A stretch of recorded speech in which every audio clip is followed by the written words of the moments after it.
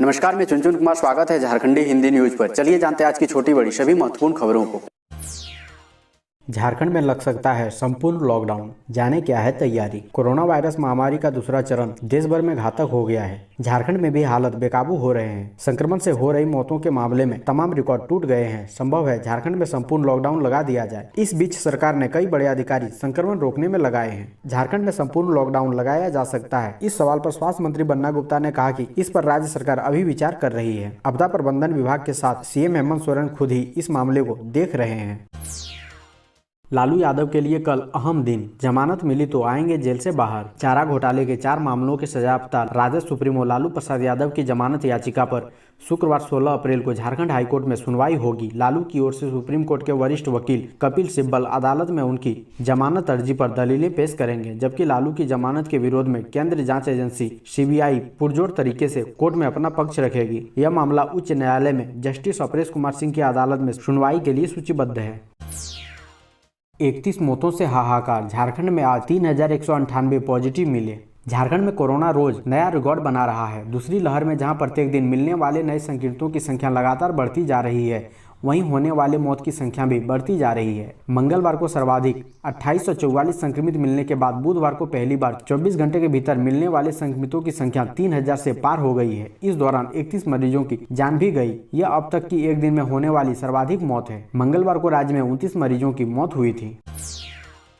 झारखंड के अस्पतालों से गिरते पड़ते भाग रहे कोरोना मरीज, डॉक्टर से दवा तक सारी व्यवस्था बदहाल। पूरे राज्य में कोरोना को लेकर स्थिति दिनों दिन बदतर होती जा रही है और हालात इतने बदतर हैं कि इनके अच्छे तरीके से देखभाल भी नहीं हो पा रही है। कारण स्पष्ट है कि सरकारी से लेकर प्राइवेट अस्पतालों तक में तय सीटों की संख्या से कहीं अधिक मरीज भर्ती हो चुके हैं। सरकारी अस्पतालों में न दवा का ठिकाना और न ही डॉक्टरों का। राजधानी रांची में भी मरीजों के सरकारी अस्पतालों से स्वयं निकलकर बाहर चले जाने के मामले सामने आए हैं। ऐसे मरीजों का कोई रिकॉर्ड अस्पताल में उपलब्ध नहीं है। यह मरीज अपने आसपास के लोगों को संक्रमित कर रहे हैं। हालांकि ऐसा करना अपराध के दायरे में आता है और इसको रोकने की जिम्मेदारी स्वास्थ्य महकमे की है, लेकिन विभाग इसमें असफल है।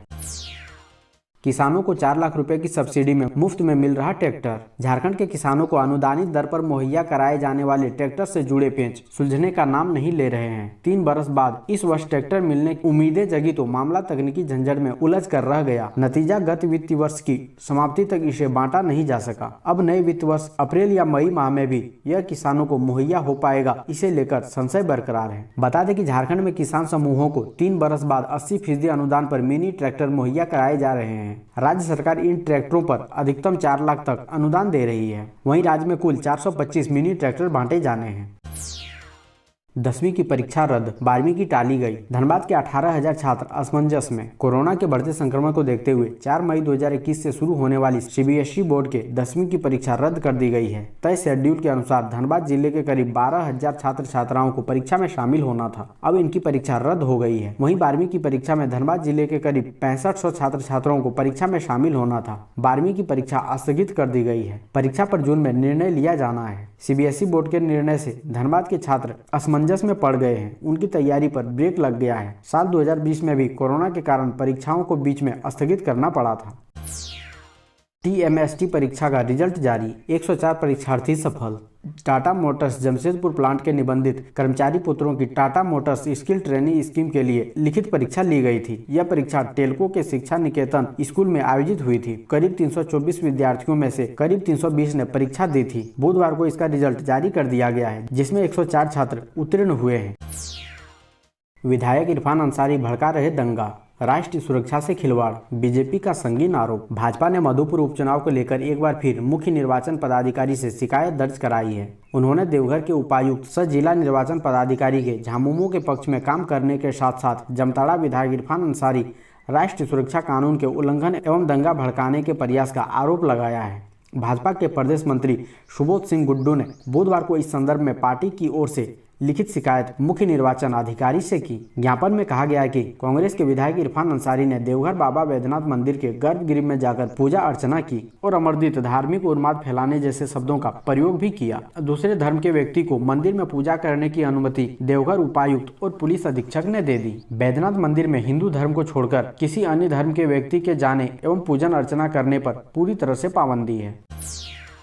झारखंड में कड़े प्रतिबंध लगाएगी सरकार। कॉलेज, कोचिंग, धार्मिक स्थल और सिनेमा हॉल पर फैसला आज। कोरोना की चैन तोड़ने के लिए राज्य सरकार कुछ और सख्ती करेगी। मुख्यमंत्री हेमंत सोरेन के मधुपुर उपचुनाव के प्रचार से लौटते ही गुरुवार को इस पर फैसला होने की संभावना है। सरकार का मानना है कि राज्य में कड़े प्रतिबंध जल्दी लागू नहीं किए गए तो स्थिति और भी भयावह हो सकती है। कड़े प्रतिबंधों के तहत राज्य में फिर कॉलेज, कोचिंग व आंगनबाड़ी केंद्रों को बंद करने पर विचार किया जा सकता है। सिनेमा हॉल और धार्मिक स्थलों पर भी प्रतिबंध लगाया जा सकता है। शादी विवाह में मेहमानों की संख्या 200 से घटकर 50 करने और नाइट कर्फ्यू लागू करने पर भी विचार किया जाएगा।